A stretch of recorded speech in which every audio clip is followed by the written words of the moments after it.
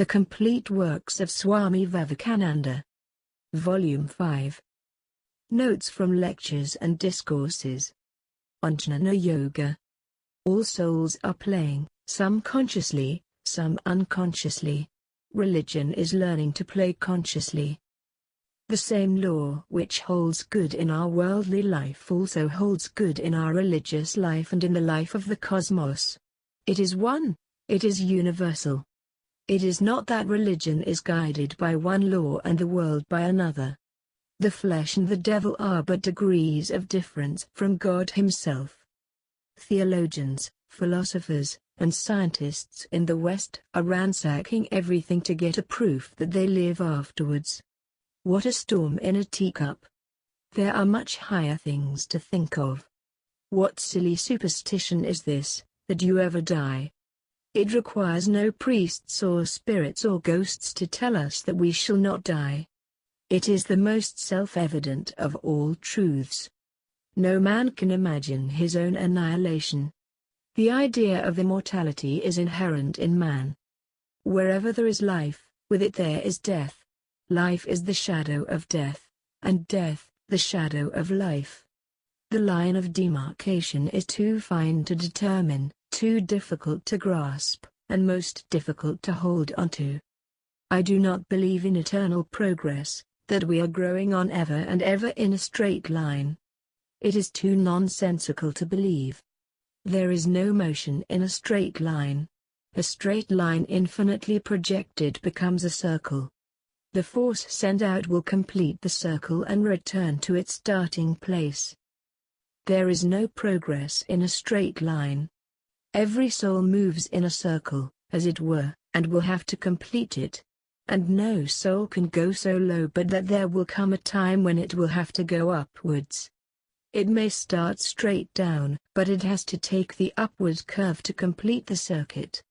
We are all projected from a common center, which is God, and will come back after completing the circuit to the center from which we started. Each soul is a circle. The center is where the body is, and the activity is manifested there. You are omnipresent, though you have the consciousness of being concentrated in only one point. That point has taken up particles of matter and formed them into a machine to express itself. That through which it expresses itself is called the body. You are everywhere. When one body or machine fails you, the center moves on and takes up other particles of matter, finer or grosser, and works through them. Here is man. And what is God? God is a circle with circumference nowhere and center everywhere.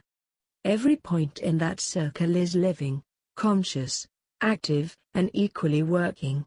With our limited souls only one point is conscious, and that point moves forward and backward. The soul is a circle whose circumference is nowhere, limitless, but whose center is in somebody. Death is but a change of center. God is a circle whose circumference is nowhere, and whose center is everywhere. When we can get out of the limited center of body, we shall realize God, our true self. A tremendous stream is flowing towards the ocean, carrying little bits of paper and straw hither and thither on it. They may struggle to go back, but in the long run they must flow down to the ocean. So you and I and all nature are like these little straws carried in mad currents towards that ocean of life, perfection, and God. We may struggle to go back, or float against the current and play all sorts of pranks, but in the long run we must go and join this great ocean of life and bliss. Jnana, knowledge, is creedlessness. But that does not mean that it despises creeds. It only means that a stage above and beyond creeds has been gained. The Jnani, true philosopher, strives to destroy nothing but to help all. All rivers roll their waters into the sea and become one. So all creeds should lead to Jnana and become one. Jnana teaches that the world should be renounced but not on that account abandoned.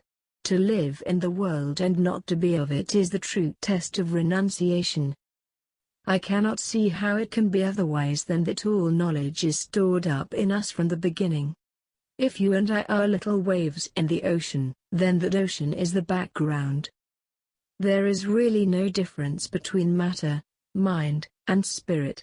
They are only different phases of experiencing the one. This very world is seen by the five senses as matter, by the very wicked as hell, by the good as heaven, and by the perfect as God. We cannot bring it to sense demonstration that Brahman is the only real thing. But we can point out that this is the only conclusion that one can come to. For instance, there must be this oneness in everything, even in common things.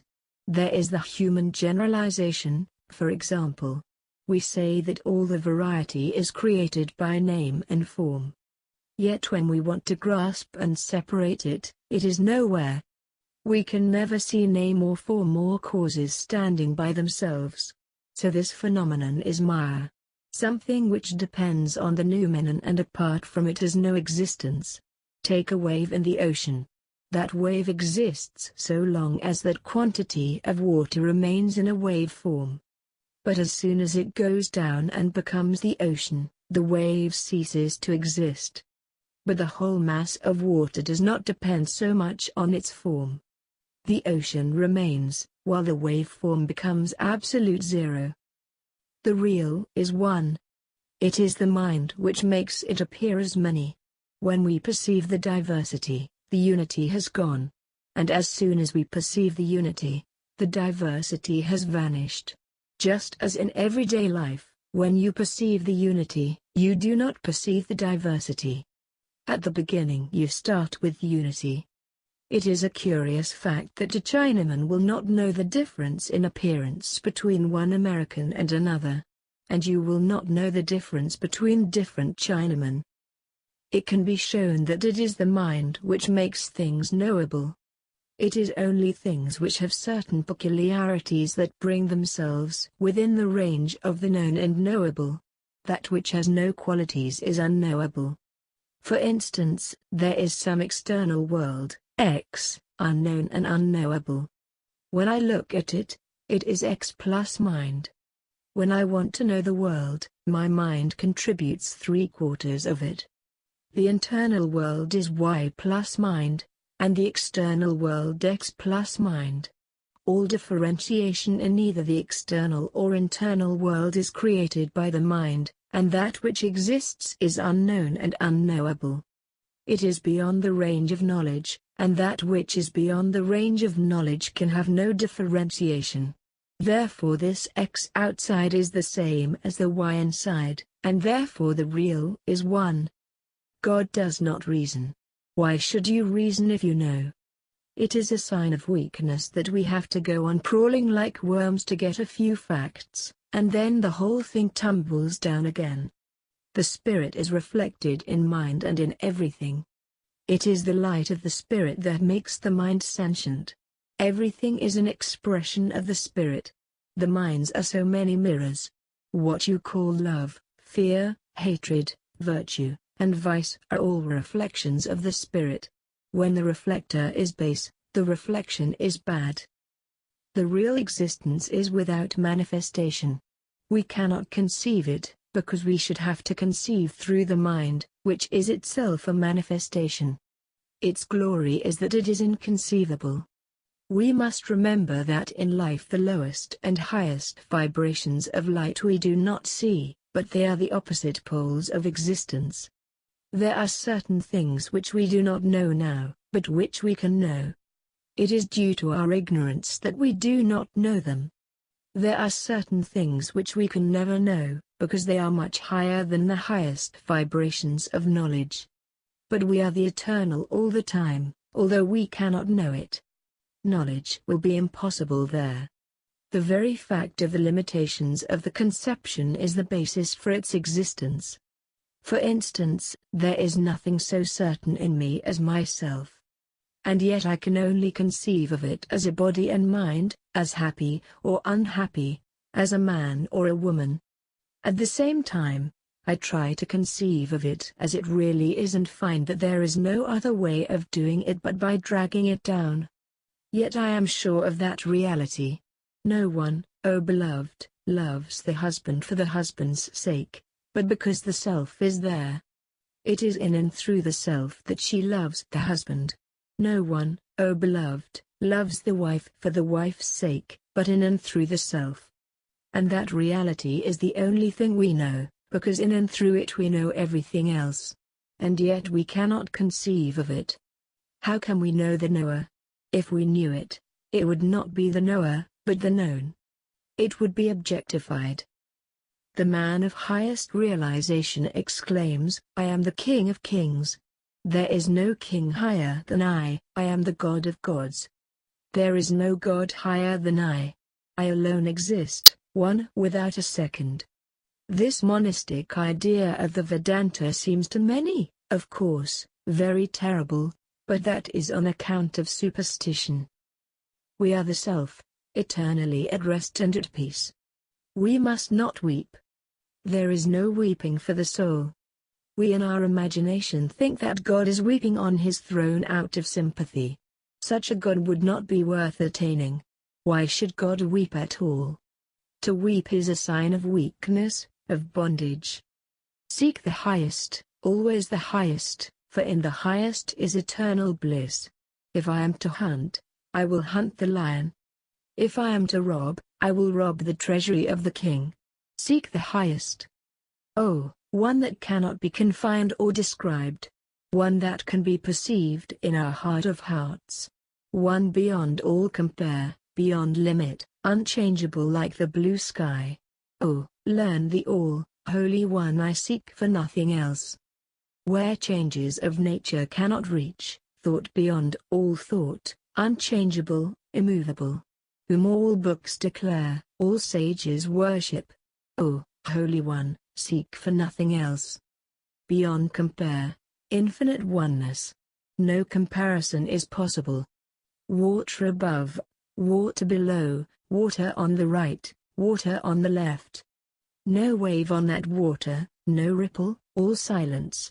All eternal bliss. Such will come to thy heart. Seek for nothing else. Why weepest thou, brother? There is neither death nor disease for thee. Why weepest thou, brother? There is neither misery nor misfortune for thee. Why weepest thou, brother? Neither change nor death was predicated of thee. Thou art existence absolute. I know what God is, I cannot speak him to you.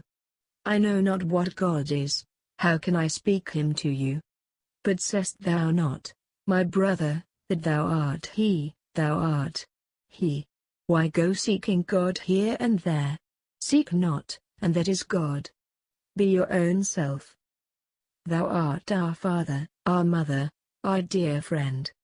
Thou bearest the burden of the world. Help us to bear the burden of our lives. Thou art our friend, our lover, our husband, thou art ourselves. If you like this video, please like, share,